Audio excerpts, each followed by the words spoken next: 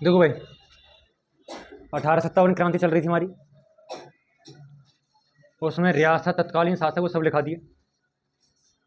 इसके बाद में आता है doctrine with left, sorry doctrine of left,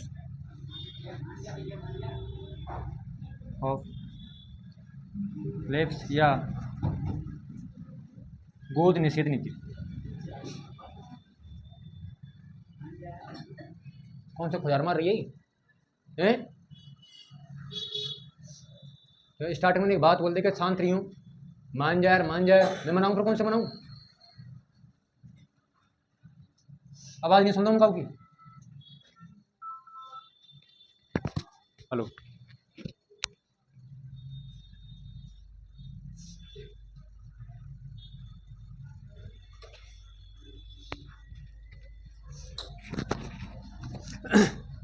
doctrine of left ये चलाई थी डलहौजी ने।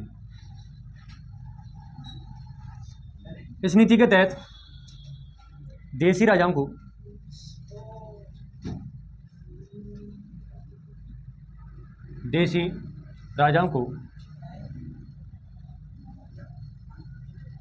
बच्चे गोद लेने पर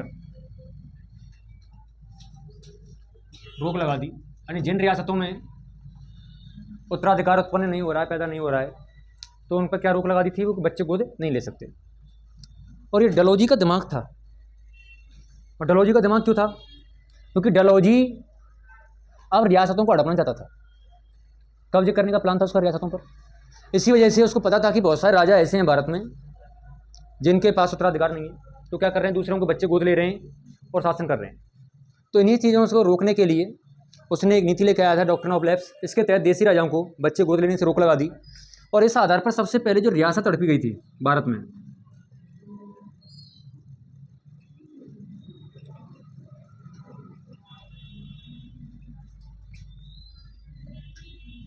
इसके तहत भारत में सबसे पहले रियासत हड़पी गई थी, वो हड़पी गई थी सतारा। सतारा कहाँ है? महाराष्ट्र में, 1848 में। इसको हड़पने के बाद अगर मैं राजस्थान की बात करूं, तो डॉक्ट्रिन ऑफ लेफ्ट के तहत राजस्थान में सर्वप्रथम हड़पा गया क्षेत्र तो क्षेत्र था ब्यावर वाला, ब्यावर। और रियासत की बात करूं तो रियासत थी उदयपुर।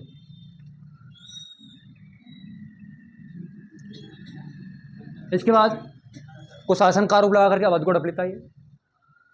और आपने झांसी का भी सुना होगा, झांसी को भी हड़पा था इन्होंने उत्तराधिकार की वजह से। तो डॉक्ट्रिन ऑफ लेफ्ट के तहत में भारत में सबसे पहले सतारा महाराष्ट्र में हड़पी गई थी, राजस्थान में हड़पा गया प्रथम क्षेत्र था ब्यावर, और प्रथम रियासत थी कौन सी? उदयपुर। जब ये सब घटनाएं चल रही थी तो भारत से 3 व्यक्ति बाहर निकल के गए थे। एक है नाना साहब, एक है अजीमुल्ला खां, और एक है रांगोजी बापू। तो रांगोजी बापू ये सतारा के प्रधानमंत्री थे। एक है अजीमुल्ला खां, और तीसरा व्यक्ति है इसमें नाना साहब। ये तीनों लोग लंदन में इकट्ठा होते हैं और प्लान बनाते हैं कि हमको अंग्रेजों के खिलाफ विद्रोह करना चाहिए, क्योंकि अंग्रेज बार बार रियासतों को किसी न किसी बहाने से हड़पने स्टार्ट कर दिया इन्होंने, राजाओं के अधिकारों को सीमित करते जा रहे हैं। जब इन्होंने ये सब किया तो इसको यानी किसकी योजना? इन्होंने क्रांति की योजना बनाई थी। और इस क्रांति को बिठूर में जाकर के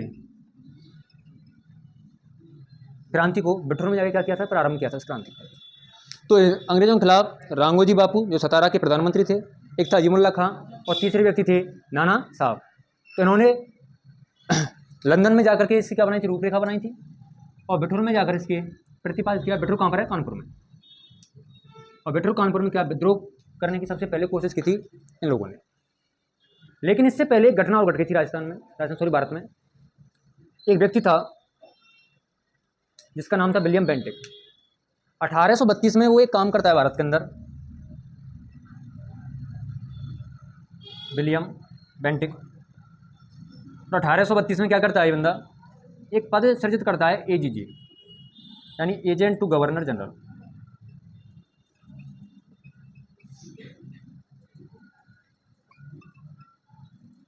एजेंट टू गवर्नर जनरल का पद सृजित करता है कौन? William Bentinck. कब करता है? 1832 में।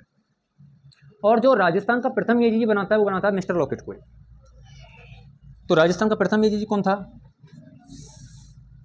प्रथम एजीजी मिस्टर लॉकेट। और मिस्टर लॉकेट को ये बंदा एजीजी बनाने के बाद में एक एजीजी का मुख्यालय कहाँ पर खुलता है?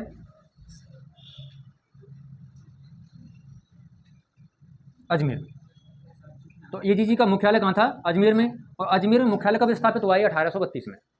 लेकिन 1845 में जाकर के इस मुख्यालय को चेंज कर देता है और 1845 में ग्रीष्मकालीन के लिए जो मुख्यालय स्थापित करता कहाँ करता है? माउंट आबू सुरुई।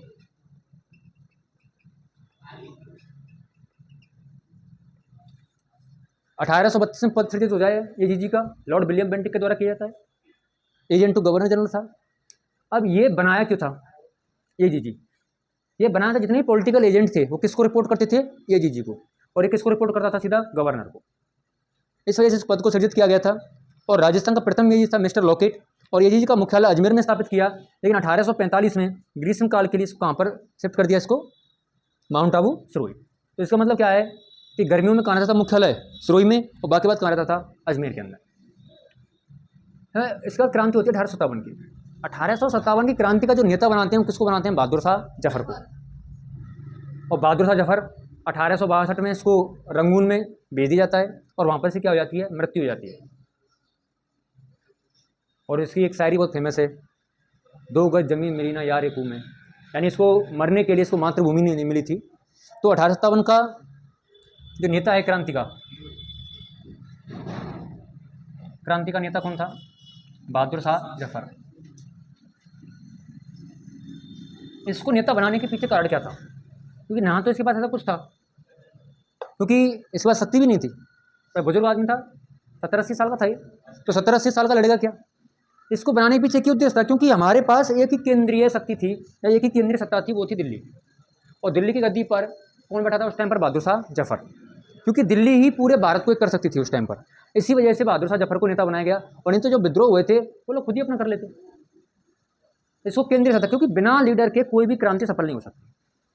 आपने देखा होगा छोटी मोटी रैलियां भी निकलती हैं तो उसमें लीडर चलता है आगे। अगर लीडर नहीं होगा तो कोई भी अप्रिय घटना कर सकती है, पुलिस प्रशासन कुछ भी कर सकता है आपके साथ में। तो इस वजह से किसी भी क्रांति को दिशा निर्देश देने के लिए लीडर का होने आवश्यकता है। इसके बाद अगर हम बात करें, ओके साफ कर दो इसको।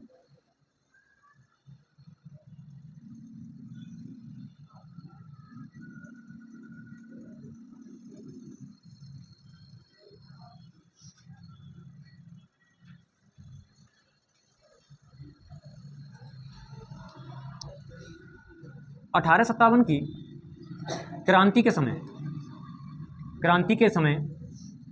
ब्रिटेन का प्रधानमंत्री कौन था? पार्मिस्ट्रॉन। कौन था? पार्मिस्ट्रॉन। ब्रिटेन का प्रधानमंत्री कौन था? पार्मिस्ट्रॉन।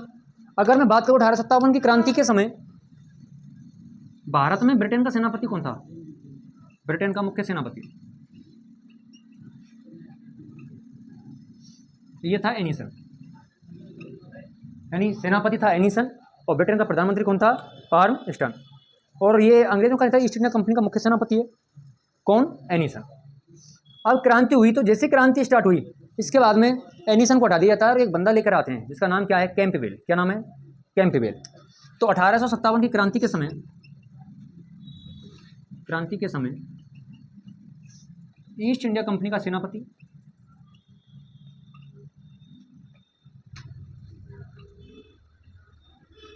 कौन था? कैंपबेल। यानी इन लोगों ने अपना सेनापति चेंज कर दिया। और उसका यदि पूरे नाम की बात करूं तो पूरा नाम क्या था इसका? Colin Campbell. क्या नाम था? जो कॉलिन लिख लेना था कि कैंपबेल, ह्यूरोज, ये 3-4 लोग आएंगे जिन्होंने सबसे ज़्यादा क्रांति को दबाने का कार्य किया है। इसके बाद अगर मैं कहूँ कि भारत का वायसराय कौन था? गवर्नर जनरल कौन था उस टाइम पर? 1857 की क्रांति के समय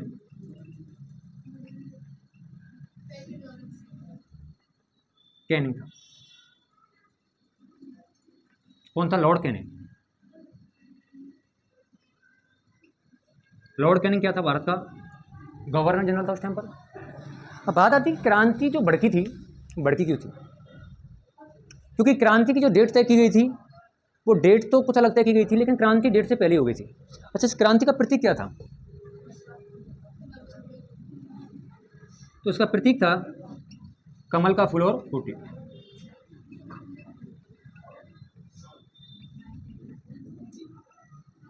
कमल का फूल और बूटी क्या था? इस क्रांति का प्रतीक था। हुआ यह था कि इन लोगों ने पहले से प्लान किया हुआ था कि हमको क्रांति करनी है। सभी छावनी, जितनी सैनिक छावनियाँ थीं, सब में इसके स्वरूप एक कमल का फूल और बूटी आती थी, क्योंकि अंग्रेज सबको पढ़ लेते थे। अगर हिंदी में भी कोई लेटर ज़्यादा था तो अंग्रेज पढ़ लेते थे उस लेटर को। तो इस वजह से उन्होंने प्रतीक के रूप में कमल का फूल और बूटी भेजना प्रारंभ कर दिया। तो प्रत्येक छावनी जब रोटी जा रही थी, अचानक एक व्यक्ति सामने आ जाता है जिसका नाम क्या है? मंगल पांडे। घटना है 29 मार्च 1857 की। मंगल पांडे का क्या हुआ था? उस टाइम पर एक राइफल आई थी अस्तित्व में, एनफील्ड राइफल। कौन सी राइफल थी? एनफील्ड। और एनफील्ड राइफल से पहले एक राइफल और थी जिसका नाम था ब्राउन बेस राइफल। पहले कौन सी राइफल थी? Brown base. लेकिन हुआ क्या, इसको चेंज करके कौन सी राइफल लेकर आई थी लोग? एनफील्ड। और ऐसा कहते हैं कि एनफील्ड राइफल का जो सर्वप्रथम प्रयोग हुआ था ना, वो हुआ था क्रीमिया के युद्ध में। क्रीमिया के युद्ध में इसका प्रयोग हुआ था। और ये जो राइफल थी, इसमें जो कारतूस थे वो किससे? चर्बी से बने हुए कारतूस थे, सुअर और गाय की चर्बी। कारतूस होते कैसे थे कि एक सोल में खोल में बंद होते थे, उनको चबा करके वो खोल हटाया जाता था, फिर उसके बाद उसमें बारूद भरते थे बंदूक के अंदर। अब इसी बात को लेकर के जब ये मंगल पांडे को बात पता चली तो मंगल पांडे भड़क उठा। मंगल पांडे उस समय किस छावनी पर था? बैरकपुर छावनी पर। बैरकपुर छावनी। और यहाँ पर जो सेना की टुकड़ी थी वो थी 34वीं नेटिव इन्फेंट्री। इन्फेंट्री का मतलब होता है पैदल सेना।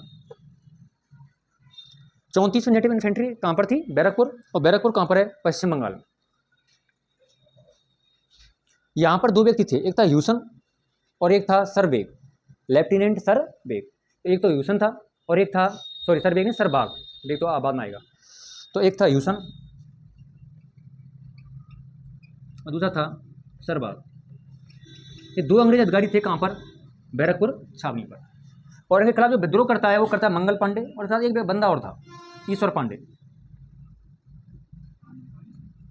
मंगल पांडे और ईश्वर पांडे विद्रोह करते हैं। घटना कब की है? 29 मार्च 1857। 29 मार्च 1857 को मंगल पांडे और ईश्वर पांडे क्या करते हैं? ह्यूसन और सरबाग को मार देते हैं।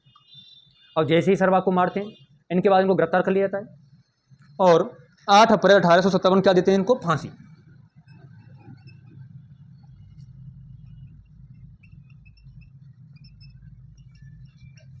तो कहानी स्टार्ट होती है यहाँ से।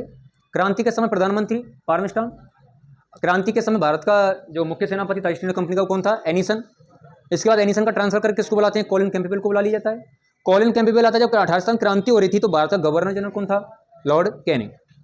क्रांति का प्रतीक कमल और रोटी थी। क्रांति कारण था पहले ब्राउन बेस राइफल चलती थी, इसकी जगह पर एनफील्ड राइफलों को लाया गया जिसमें चर्बी वाले कारतूसों का प्रयोग होता था। इसी बात को लेकर के कौन भड़क गया था? मंगल पांडे। और मंगल पांडे इसके साथ कौन सा था दूसरा आदमी? ईश्वर पांडे। उस टाइम पर ये लोग कहाँ पर थे? तो 34वीं नेटिव इन्फेंट्री जो कहाँ पर थी? पश्चिम बंगाल में, बैरकपुर छावनी के अंदर। और ये ह्यूसन और सरबाग को मार देते हैं। इसके बाद उनको गिरफ्तार कर लिया जाता है और 8 अप्रैल 1857 क्या दे दी जाती है? इनको फांसी दे दी जाती है। अच्छा, मंगल पांडे था कहाँ का? ये था बलिया उत्तर प्रदेश का। कहाँ का था? बलिया उत्तर प्रदेश। तो ध्यान रखना, क्योंकि एग्जामिनर का मूड का किसी को पता नहीं है, कुछ ही पूछ सकता है। जब वो विजय सिंह पथिक का मूल नाम पूछ सकता है, विजय सिंह पथिक का गृह जिला पूछ सकता है, तो यही पूछ सकता है। अच्छा, मंगल पांडे को फांसी की सजा देने वाला व्यक्ति कौन था? Robert Hawk. Robert Hawk. पढ़ तो रहे हो, चाहो तो लिख लेना। फांसी की सजा किसने दी इसको? रॉबर्ट हॉक ने।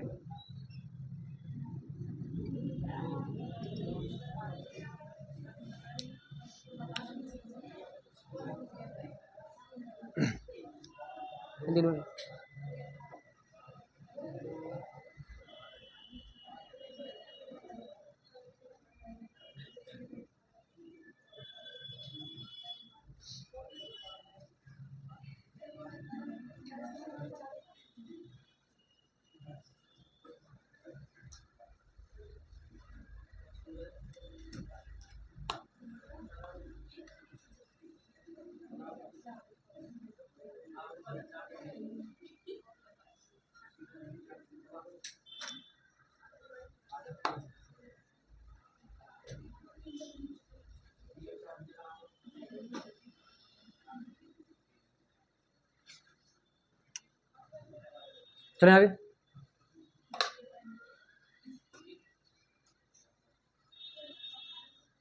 इसको सीधा सीधा लेते चलना नीचे से, जैसे लिख रहा है ना ऐसे याद जल्दी रहेगा ये।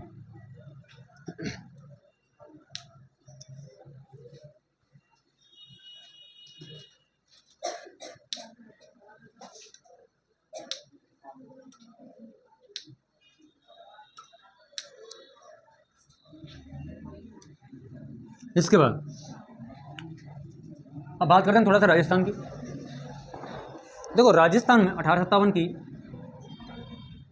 क्रांति का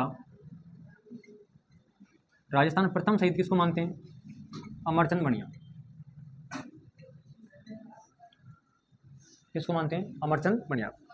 कसूर क्या था इसका? इसको जो फांसी दी थी अमरचंद बढ़िया को, तो फांसी कहाँ दी गई थी इसको? बाटिया बढ़िया बढ़िया है। 22 जून 1857 को, हाँ बाटिया से, बाटिया है ठाई, ग्वालियर टैंक मैदान, ग्वालियर टैंक मैदान में इसको क्या दी जाती है? फांसी दी जाती है 22 जून 1857 को। ऐसा कहते हैं कि अमरचंद ये जो बाठिया बढ़िया जो भी है, इस बंदे ने महारानी लक्ष्मीबाई क्या की थी? सहायता की थी पैसे दे करके। और जब महारानी लक्ष्मीबाई सहायता की थी, महारानी लक्ष्मीबाई को क्या कहते थे? महलपरी। एक उसका नाम मिलता है क्या? महारानी लक्ष्मीबाई का महलपरी। तो लक्ष्मीबाई की सहायता कर दी थी इस बंदे ने। अगर मैं कहूँ कि राजस्थान में सबसे युवा शहीद कौन था उस टाइम पर?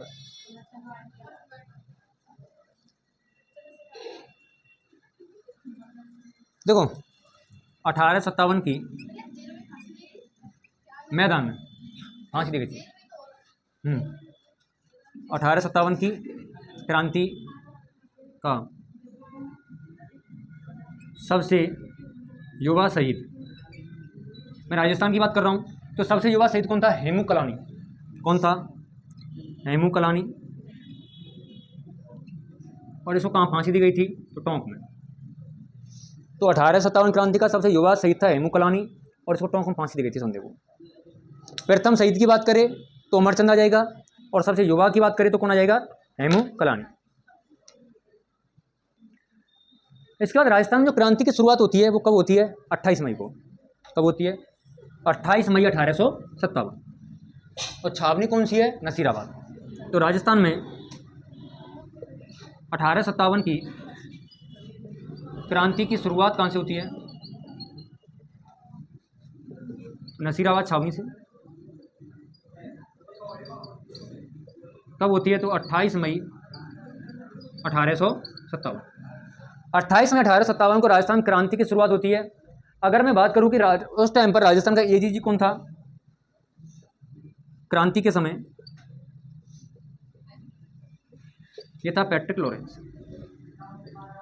पैट्रिक लॉरेंस और हेनरी लॉरेंस दो भाई थे, जिसमें 1857 क्रांति से पहले एजीजी था वो था हेनरी लॉरेंस।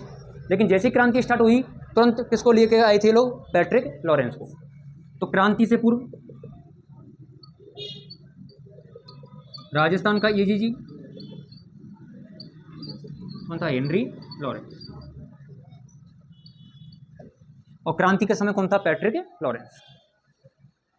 अगर बात करें तो 1857 क्रांति का मुख्य केंद्र कौन सा था? अजमेर। तो 1857 की क्रांति का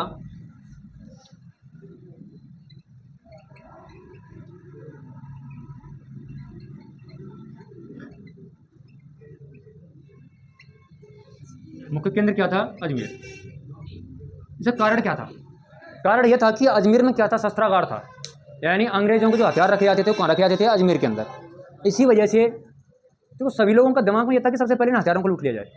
तो इसी वजह से क्रांति का जो मुख्य केंद्र बना था वो क्या बना था? अजमेर।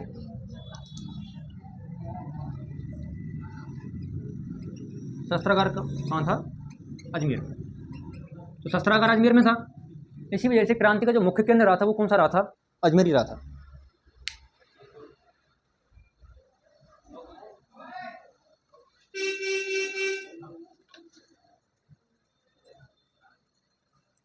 पैट्रिक लॉरेंस ने किताब लिखी थी जिसका नाम है काली किताब। काली किताब में क्या है? उसने उदयपुर का जो मेवाड़ का जो महाराणा था उसको अपशब्द कहे थे पैट्रिक लॉरेंस ने। तो कहाँ पर लिखे हुए हैं? वो काली किताब में लिखे हुए हैं।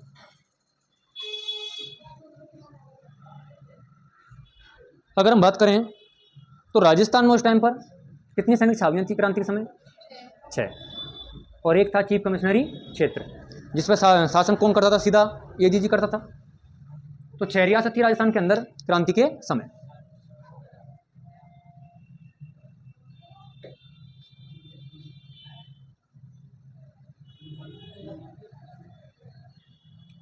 कौन कौन सी थी?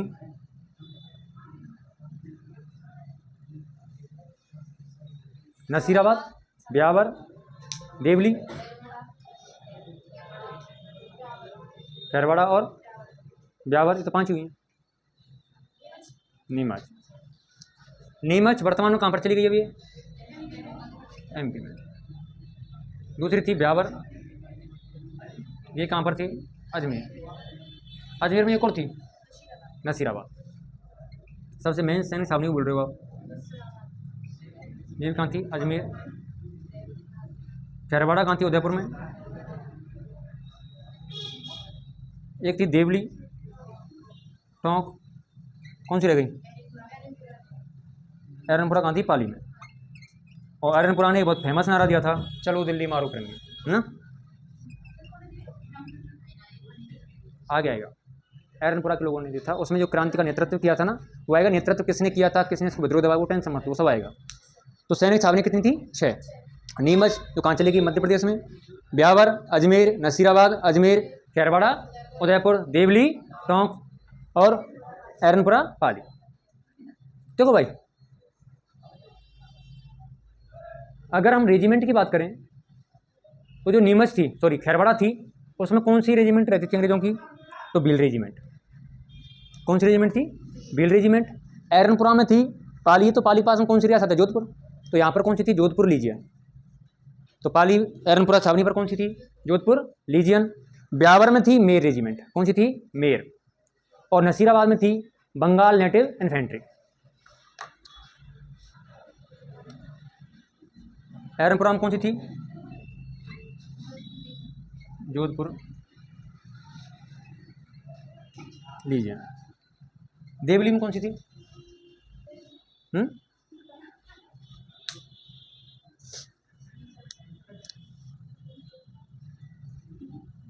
कोटा कंटिंजेंट, कोटा कंटिंजेंट, ये थी कहाँ पर? देवली के अंदर। खैरवाड़ा में कौन सी है? इसमें थी भील रेजिमेंट।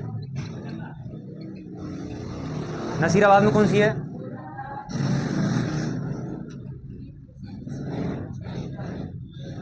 नसीराबाद में कौन सी थी? मेर रेजिमेंट। सॉरी, नसीराबाद में थी बंगाल और मेर थी ब्यावर में, बंगाल नेटिव इन्फेंट्री। इसलिए झगड़ा बढ़ेगा यहाँ पर।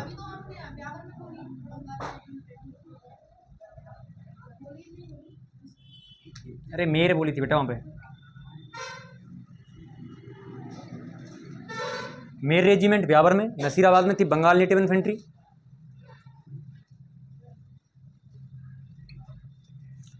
क्योंकि झगड़ा जो स्टार्ट होता है ना नसीराबाद से होता है। कितनी रेजिमेंट है? 6। नीमच वर्तमान में कहाँ है? मध्य प्रदेश। ब्यावर अजमेर में है, मेर रेजिमेंट थी। नसीराबाद अजमेर में है, बंगाल नेटिव इन्फेंट्री थी। खैरवाड़ा उदयपुर में है, भील रेजिमेंट थी। देवरी टोंक में है, कोटा कंटिंजेंट थी इसमें। एरनपुरा कहाँ पर है? पाली में। और यहाँ पर क्या थी? जोधपुर लीजियन। इसमें से 2 रियासत ऐसी थी जिन्होंने 1857 क्रांति में भाग नहीं लिया। कौन कौन सी थी? ब्यावर और खैरवाड़ा। तो ब्यावर और खैरवाड़ा रियासत ने, सॉरी खैरवाड़ा छावनी ने क्रांति में भाग नहीं लिया।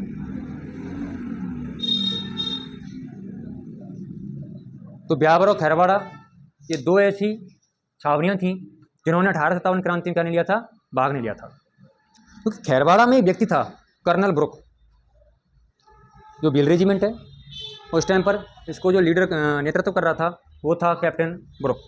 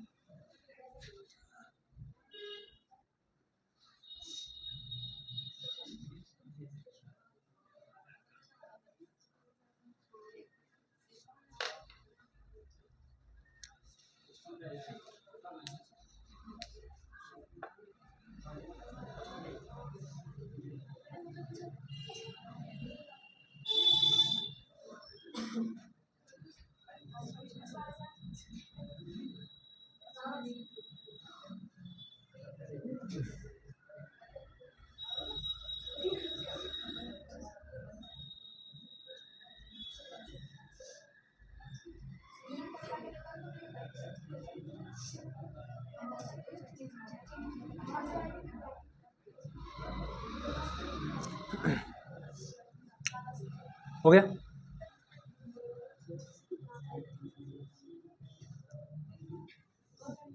अब शुरू करते हैं अपनी छावनियों।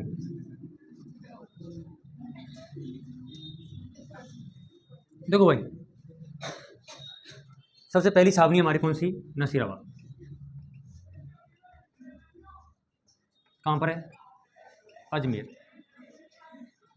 स्थापना की बात करूं, इसकी स्थापना हुई थी 25 जून 1818 में। 25 जून 1818 में नसीराबाद छावनी अस्तित्व में आती है। और यहाँ पर जो विद्रोह का नेतृत्व करता है वो करता है बख्तावर सिंह। विद्रोह का नेतृत्व किसने किया? तो बख्तावर सिंह।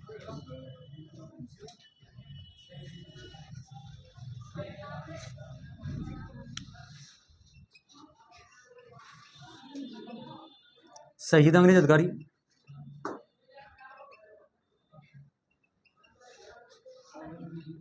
एक था बुड़ और एक था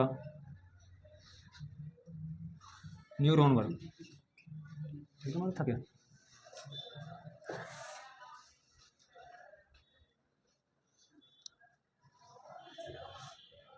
न्यूनवर्ग था, बुड़ और न्यूनवर्ग।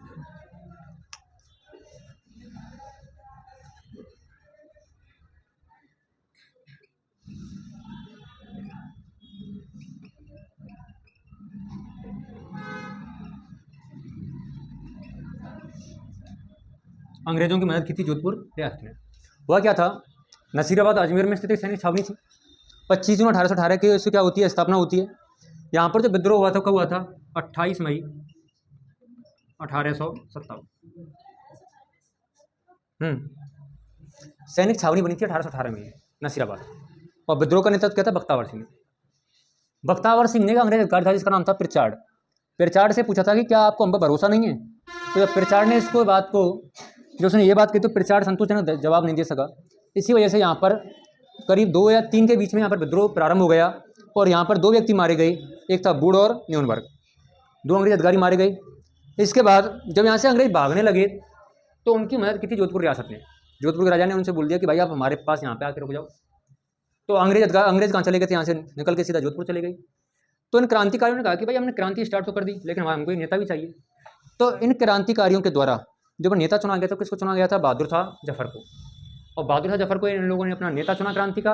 और नेता चुनने के बाद ये कहाँ चले गए? सीधे दिल्ली चले गए।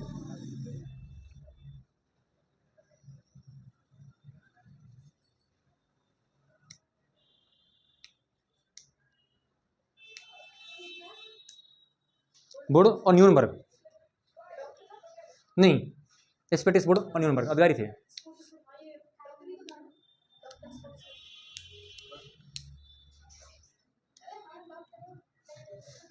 ये दोनों अंग्रेज अधिकारी थे, इन दोनों को काट दिया था इन लोगों ने। वो आगे आएगा जिसकी तू कह रही है। इसके बाद सेकंड है अपनी भरतपुर। भरतपुर में जब क्रांति हुई थी उस समय राजा कौन था यहाँ पर? कौन था? हाँ सही। देखो भरतपुर में विद्रोह कब हुआ था? तो 31 मई 1857। और विद्रोह किसने किया था? गुर्जर और मेघलोगों ने। गुर्जर और मेघों के द्वारा यहाँ पर विद्रोह किया गया भरतपुर में। शासक थे इस टाइम पर जसवंत सिंह।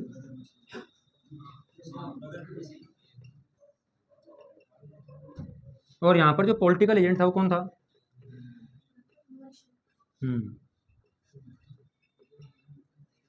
एजेंट था मॉरिसन। और मॉरिसन कहाँ भाग जाता है बाद में? आगरा।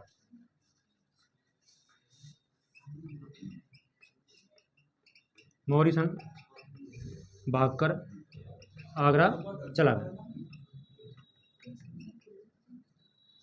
तो 31 में 1857 क्रांति कहाँ होती है? भरतपुर में।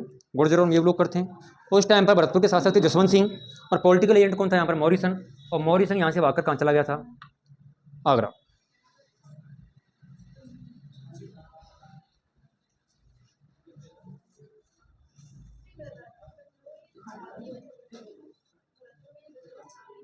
नहीं, विद्रोह में आ गए।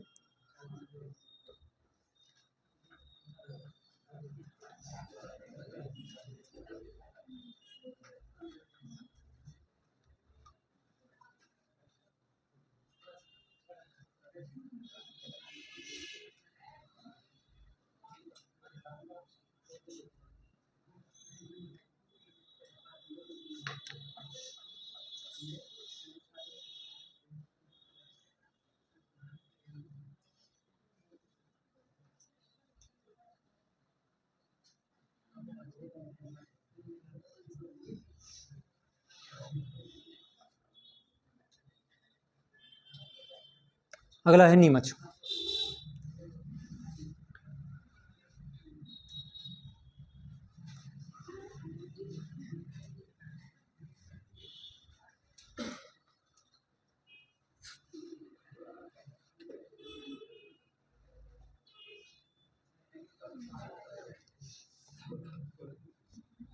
नीमच में क्रांति की शुरुआत होती है 3 जून 1857 को, और इस क्रांति का यहाँ पर नेतृत्व करते हैं अली बेग,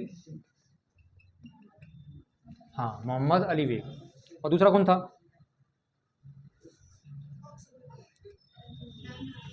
हीरालाल। मोहम्मद अली बेग और दूसरा कौन था यहाँ पर? हीरालाल। ये जो नीमच छावनी थी, ये किसके अंडर थी उस टाइम पर? Major Sawers. और मेजर सावर्स ने यहाँ पर एक अंग्रेज गढ़ नियुक्त किया था, कर्नल एबॉट। तो नियंत्रण में किसके में थी?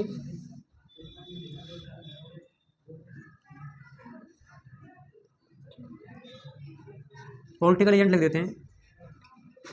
कौन था उस टाइम पर? Major Sawers. और नीमच में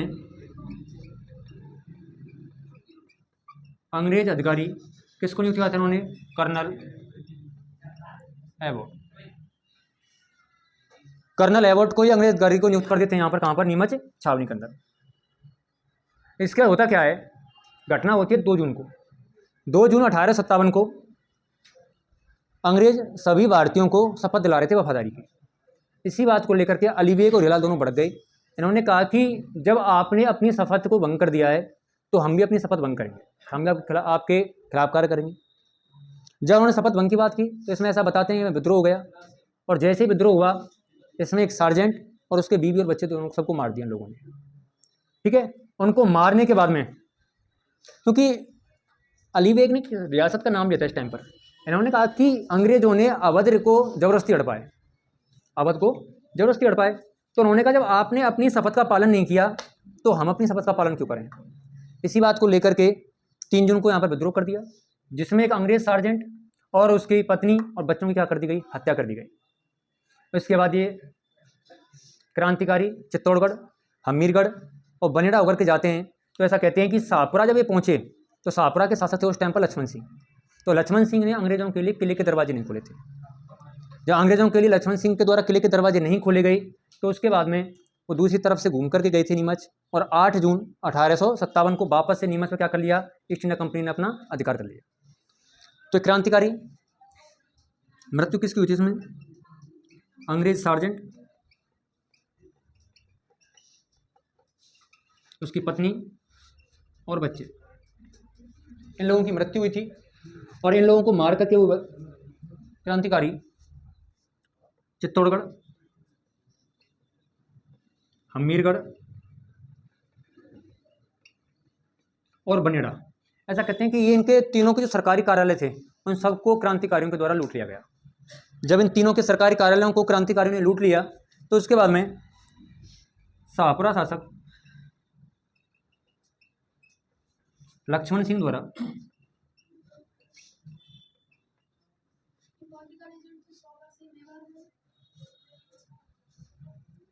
इस टाइम पर इसके नियंत्रण में थी नीमच। क्योंकि मेवाड़ का है, छावनी का नहीं है, वो रियासत का है पूरी का। तो साबरा था लक्ष्मण सिंह के द्वारा अंग्रेजों के लिए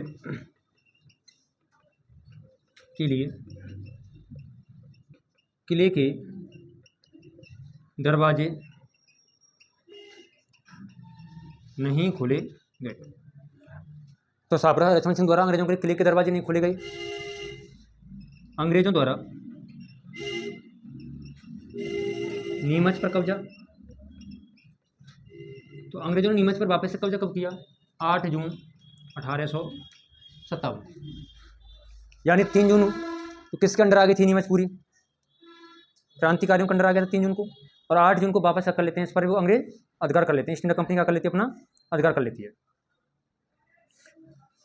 इसके बाद यही लोग थे जिन्होंने चित्तौड़गढ़ में एक किसान था जिसका नाम बताते हैं, रूपाराम नाम का कोई किसान था, वहां पर 40 अंग्रेज अधिकारियों को बंदी बना लिया था। किसने? क्रांतिकारियों ने। जब वहां पर 40 लोगों को बंदी बना लिया तो उस टाइम पर उदयपुर का एक शासक था जिसका नाम था स्वरूप सिंह। कौन था? स्वरूप सिंह। तो मेजर सावर से कहने पर स्वरूप सिंह उस गांव में जाता है, चित्तौड़गढ़ के गांव है जिसका नाम है डूंगला, है ना? तो लिख लो, इसको भी लिख लो। तो डूंगला चित्तौड़गढ़ में क्रांतिकारियों द्वारा 40 अंग्रेजों को बंदी बना लिया।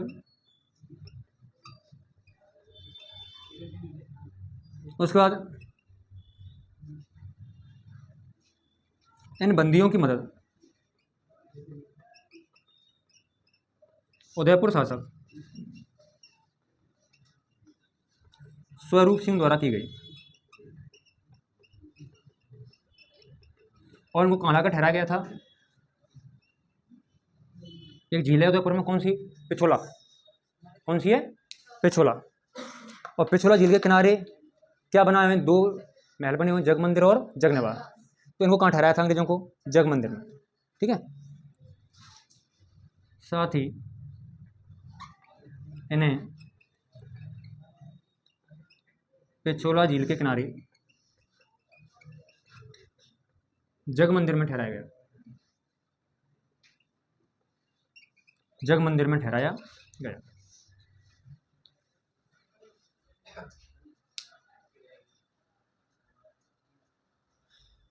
तो 3 जून को विद्रोह होता है। 2 जून को शपथ लेने की वजह से नेतृत्व करते हैं क्रांति का अली बेग और हीरालाल।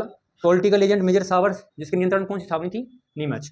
इसके बाद में नीमच में अंग्रेज अधिकारी किसको नियुक्त किया गया था? कर्नल एबोट को। और इसमें विद्रोह में अंग्रेज सार्जेंट, उसकी पत्नी और उसके बच्चे मारे गए थे। क्रांतिकारियों ने चित्तौड़गढ़, हमीरगढ़, बनेड़ा के सरकारी कार्यालयों को लूट लिया। इसके बाद में शाहपुरा के शासक लक्ष्मण सिंह के द्वारा अंग्रेजों के लिए किले के दरवाजे नहीं खोले गए और वापस अंग्रेज जब घूम करके आए तो 8 जून 1857 को वापस से नीमच पर क्या कर लिया? कब्जा कर लिया। ऐसा कहते हैं कि डूंगला चित्तौड़गढ़ में 40 अंग्रेजों को क्रांतिकारियों ने रूपाराम के घर पर बंदी बना लिया था, जिनको सावर से कहने पर उदयपुर के शासक स्वरूप सिंह के द्वारा इनको मुक्त कराया गया। और कहाँ पर ठहराया गया? इनको पिछोला झील के किनारे। क्या बना हुआ है? जग मंदिर। ठीक है, बाकी पढ़ेंगे कल।